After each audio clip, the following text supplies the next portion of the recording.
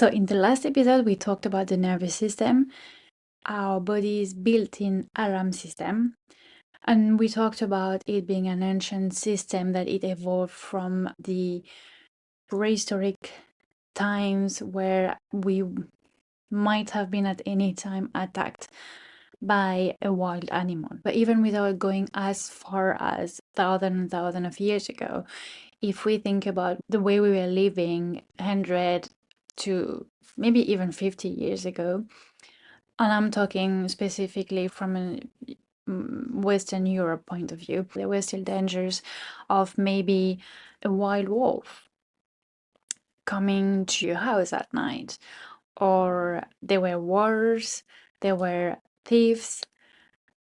What's interesting is that we've like the society and the way we live has evolved quite a lot since the last 100 to 50 years ago.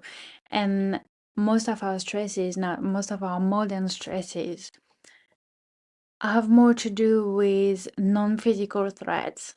There are still some physical threats, obviously, but the stress that we see daily are more kind of like an email coming up and stressing us out, an unexpected bill coming, an argument with someone in our family. Those are picked up by the nervous system as threats, and it reacts to it as if there was a danger for our life. It goes into what we call a survival state, meaning that anything that is not necessary to our survival right now gets shut down. We mentioned briefly the four survival states that our nervous system can adopt when it feels it's under threat in the last episode, and I will just like mention them briefly right now. So there is the fight response. So that's when we get angry, we are stressed, and we are ready to to fight. So it might be a physical reaction, but also we are ready to argue. Then another survival response is flight. So that's when we feel like we don't want to be here and it's not safe for us to be here, and we just want to run to go somewhere else. Then another survival response is freeze. So freeze is, as it says, you just freeze. You hear, but you're not responding. You kind of like, your mind is like, hey, say something, do something, and you're just like, I can't, because your body is protecting you by just like closing everything and be like, hey, don't move, don't do anything. Maybe you will survive that way. And the last one, that one is more of a modern one, I think. It's called fawn, and it's people pleasing. It's agreeing with the person that is in front of you. And the strategy is kind of, if I agree with what they want me to do, if I go ahead with their plan, then they won't be mad at me and I will be safe. And it's actually a lot more common than we realize. So it's really interesting to look into that one. And so when the body goes into survival, it's so busy with that goal of keeping you safe that nothing around, nothing outside of that immediate threat matters. Which makes sense again in the initial way it was built. Because if there is an immediate danger in front of you, if there is a wild animal that wants to eat you, you don't have time to think about, oh, what's for dinner tonight, right? You just want to run or fight. You just need to focus on that immediate threat that is in front of you. In modern life, we will stay in that survival state until we manage to get out of it. Because it's not an immediate threat, it doesn't have a go, finish, we are done. It can linger for days and days, and that's when you stay in a survival state. And this might have a prolonged effect on your health, making you tired, making you procrastinate, and everything. So when we are in that state of survival, nervous system doesn't allow us to act on anything else. So if you're trying to change something in your life, if you've set a goal, you're like trying, you've read everything about manifestation, how to do it, you really, really believe it consciously, but it doesn't seem to happen unconsciously. You seem to have like all the all the patterns repeating. You might be feeling that you're procrastinating, you feel lazy, you feel tired. What's happening? So, the way your nervous system works is that it's either in a survival state because it's detected a threat, and so it's just doing that survival thing where it's just like keeping you alive, and it almost doesn't really have time to breathe and think about something else because it's busy keeping you alive. Or it's feeling safe, it can relax, therefore it has space, it has capacity to think about something else than just like this immediate threat just in front of you.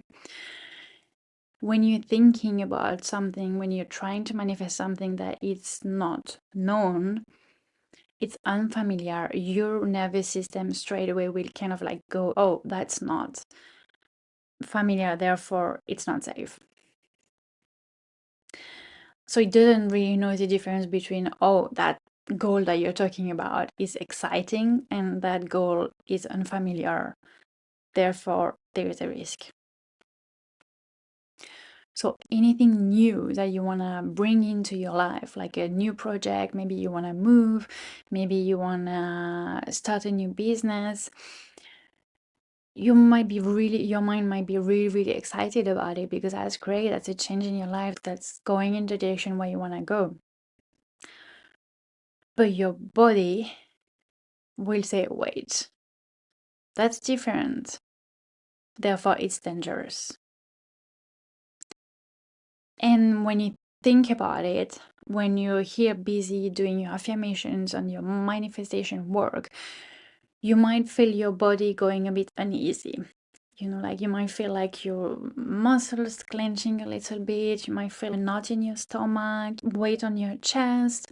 This is just the body responding to the nervous system going, wait, that doesn't seem safe. We don't know what can happen. A lot of stuff can happen. A lot of things can go wrong. We better just stay in our comfort zone. Even though you're not comfortable here, we know what's happening. There is no unknown. So that's how the nervous system associates unfamiliar with unsafe. And the nervous system works with the subconscious. So you might have heard that already. Science has demonstrated that our conscious mind is only 5% of our thoughts. Everything else that goes into our mind daily is run by the subconscious. And most of the time, it's the same thoughts over and over and over again as well. But we don't really hear them anymore. We don't really pay attention to them anymore. We don't really realize what we're thinking anymore.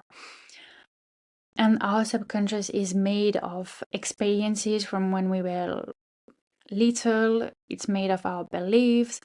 It's made of everything that we've been taught since we were little by our caregivers. It's made of the experiences that we've lived, the way we interpreted those experiences, and what we've been told by our caregivers.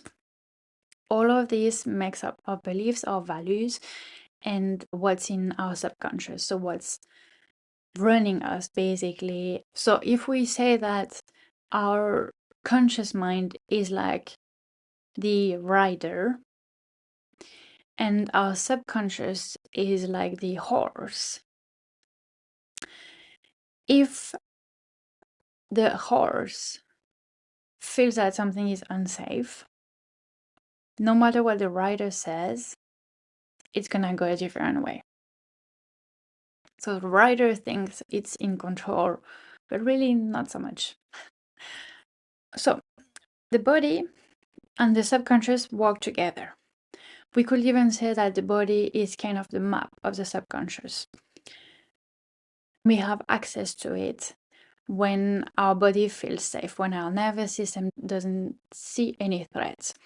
So that's where it's really important to regulate the body before anything. So we make sure we are not in a survival state, therefore our nervous system can think about something else, can focus on something else than just getting us out of that dangerous situation, and can look at changing something improve something in your life.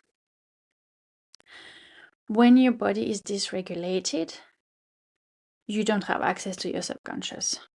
So you can't try and change a belief.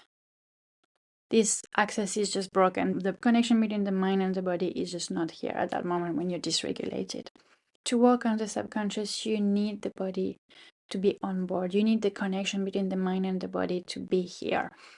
So conscious and subconscious can communicate. What we do with somatic work is, somatic means we are working with the body. It's a body first model. So it works with the nervous system to create safety before anything.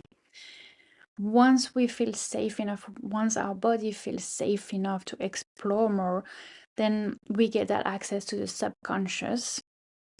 We get access to looking at our beliefs, at our values, at, when I talk about that super goal that I have, how does my subconscious feel about that? What are the stories that have been preventing me from reaching that goal? Are those stories true? Can I allow a bit more space? Can we actually try and rewrite those stories? And when I talk about stories from the subconscious, it might be, let's say, for example, your super goal is to start a business. Because of the way you grew up and the belief system from your family, your subconscious has integrated that it's not safe to work for yourself. Money is not something that comes easily to you, and you're just not lucky anyway. Let's say that's what you've witnessed, that's what you've heard, that's what you've integrated from the way you grew up.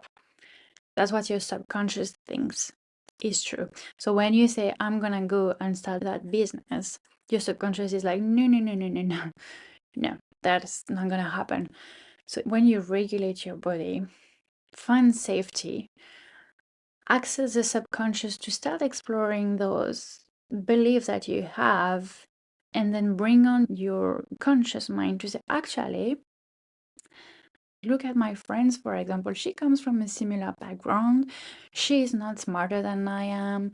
I'm a hard worker as well, or whatever. I've got the skills that I need. So if she can do it, I can do it. And then your mind can go, okay, yeah, I see what you mean. Okay, maybe that's okay then. And that's how you plant the seeds to go towards your goals. So let's try it together. Let's take something that you want to achieve. Let's take something small here, something you want to achieve, and you've kind of felt block about it before. So first of all, let's just breathe together. So deep inhale, long exhale.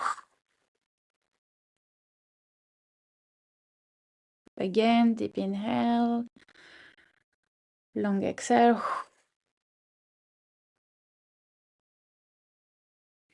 Deep inhale again. Where do you feel it in your body? Can you feel your lungs expanding? Can you feel your body expanding? And as you exhale again, what do you feel in your body?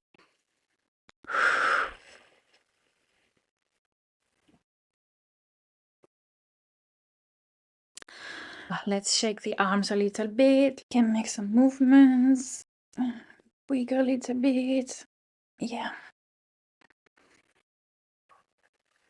Don't forget to breathe. You're welcome to exhale with a sound.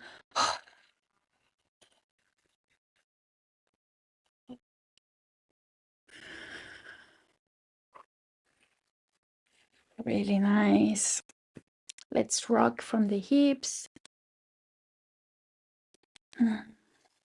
Moving the body, the spine, making space.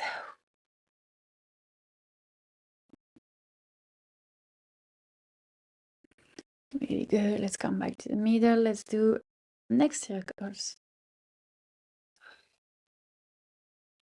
So not too fast. One way and the other.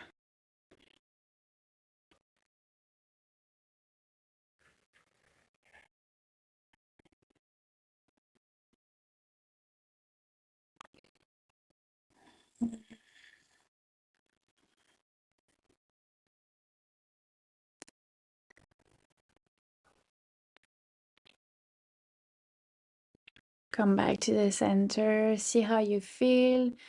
Is there any movement that you feel your body wants to take? So it could be circling, it could be twisting, maybe, could be like moving the wrists, the toes.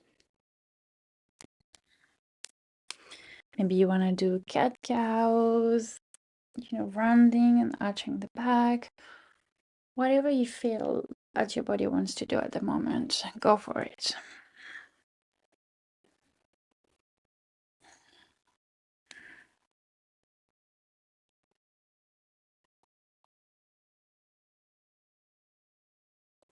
Then coming back to the center when you feel satisfied.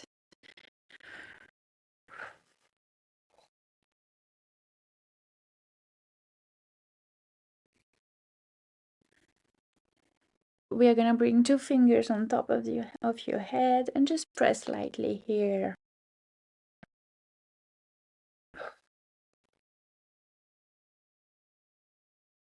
Awesome. At the same time that you're pressing on your head, see if you can feel where your body is in contact with the support that you have underneath you. So it could be the floor or the seat you're on. See if you can feel what are the points of your body that are touching that support. And can you make yourself heavier? Really sinking into the seat below you.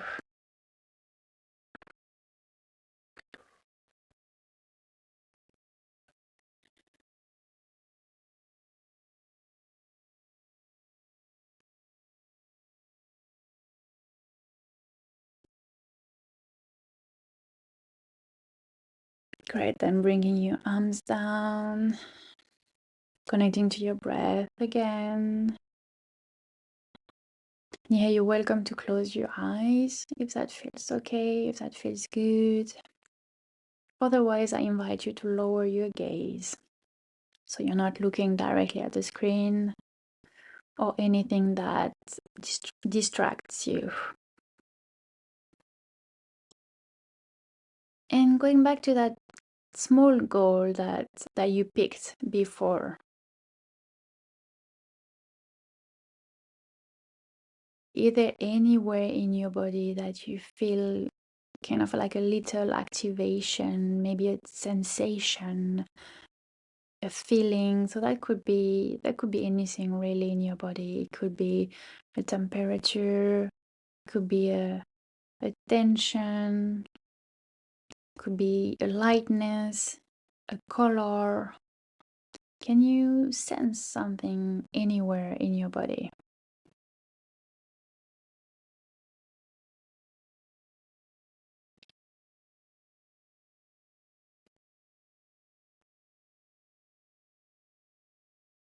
Connect with that sensation. See if you could describe it to me. What are the words you would use?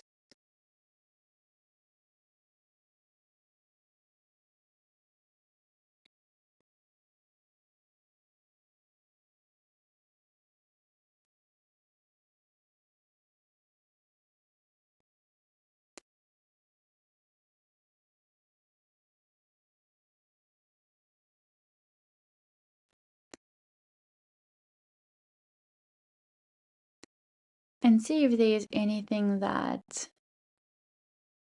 part of you wants to say to you.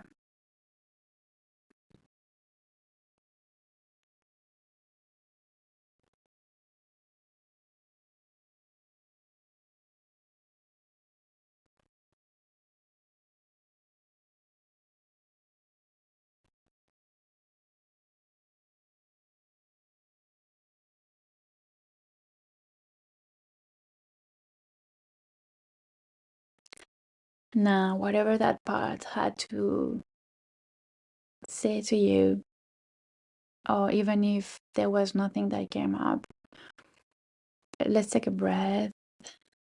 Let's inhale and exhale gently into that sensation, into that feeling in your body, into that space. And we are not trying to force anything here. We are just allowing it to expand. We are just bringing peace into it.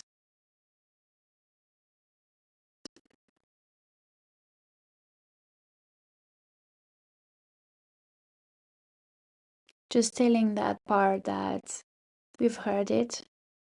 Whatever it has to say is really valid. We have heard it. We are saying it.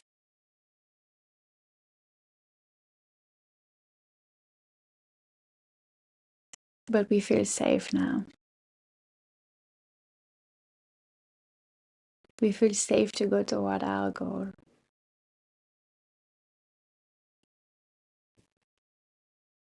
And there is nothing to worry about.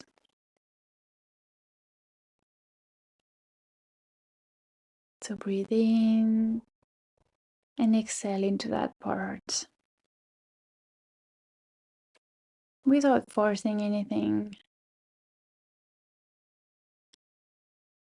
See if you can bring it space, bring it gentleness, acknowledgement, softness.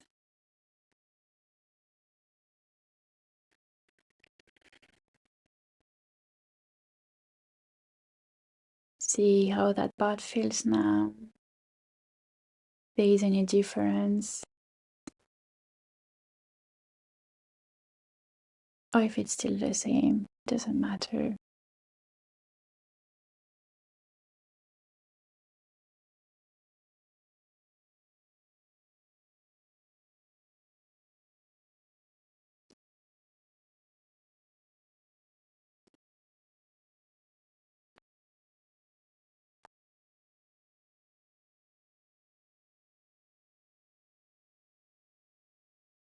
And slowly bringing your awareness back to the points of your body in contact with your seat, your support.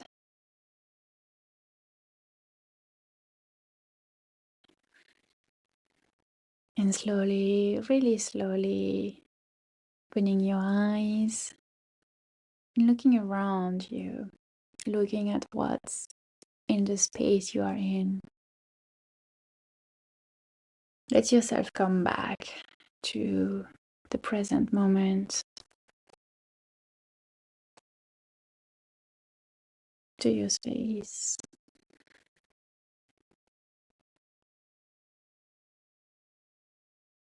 Thank you for practicing with me.